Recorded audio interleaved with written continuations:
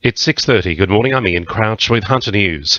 Icy conditions are again expected in the Barrington Tops today. Snow up to 10 centimetres blanketed the area yesterday, attracting hundreds of sightseers and causing chaos on the slippery roads with a number of accidents. The National Parks and Wildlife Service says the roads are only suitable for four-wheel drives. Temperatures in most parts of the Hunter struggled to get to double digits yesterday, while again today the wind chill will make it feel about 10 degrees cooler than it actually is. Meanwhile, the SES attended to about 30 jobs in the Lower Hunter, mainly to retie tarps blown off from the April storm, as well as fences, awnings, roofs and tree branches down.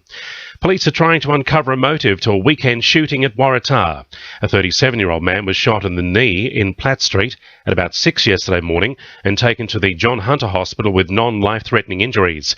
Sergeant Dave Rose says detectives want to hear from anyone who may have seen any suspicious behaviour around this time to contact them. Now, a crime scene was established in Platt Street and police are now appealing for anyone in the area at the time who may have information about the incident or indeed people who are leaving in a vehicle to contact Newcastle Police or Crime Stoppers on 1800 333 000. Friends of the Hamilton South man killed in a unit fire yesterday morning say he was a much-loved member of his housing estate who had a heart of gold. Rodney Trigger was found unconscious in his bedroom with smoke billowing from his unit. A cigarette is being investigated as the possible cause of the fire. The Herald reports the 64-year-old was a former roadie to the Angels during the band's heyday and was a member of a local church who held Bible readings in his home every week. Parents coughed up almost $5 million to support their children's public schools in the Hunter last year.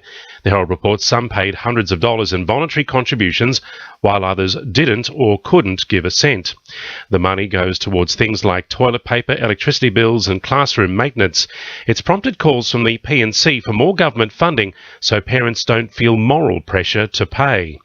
Cessnock City Council is seeking community input for its draft policy on control of open burning of dead and dry vegetative material. By creating a policy, the council hopes to lessen residents' confusion about when approval and permits are required and when fires are prohibited altogether. Environmental Health Team Leader Megan Saville explains when and where residents can view and give input on the new policy. The draft policy is on public exhibition until Wednesday the 29th of July. It can be viewed at Council's Administration Building here in Vincent Street of Cessnock or at Curry and Cessnock Libraries. Alternatively, residents can also view the policy on Council's website. Hunter New England Health is ramping up efforts to get more children in the Bullaroo area tested for blood lead levels. They're extending the operating hours as the program enters its final week for anyone concerned about exposure from the former Pasminco smelter. The Public Health Unit says the operating hours for the service are being extended until 7 p.m. tonight and Wednesday night. Sport, thanks to our sponsor Warners Bay Sports Club. The Knights have slumped to their 11th loss in their last 12 games, going down 36-22 to the Raiders on Friday night. Newcastle was fortunate to see the return of Tyrone Roberts to the field, backed up by forward Jeremy Smith, but still weren't able to match the Green Machine in Canberra. Coach Rick Stone says the team's defence is still an issue going forward. Even the world's best halves aren't going to win you games if your defence is not good enough at the start of the game. And that's 2 weeks in a row now. Brisbane probably 20-0 down after 20 and 24-0 down after 20 against these blokes. In the real NRL, Central Newcastle have pulled off a stunning win to end Cessnock's minor premiership hopes, picking up a try in the dying minutes to finish the game 28-26. Macquarie defeated Curry 32-16 in the only other game over the weekend.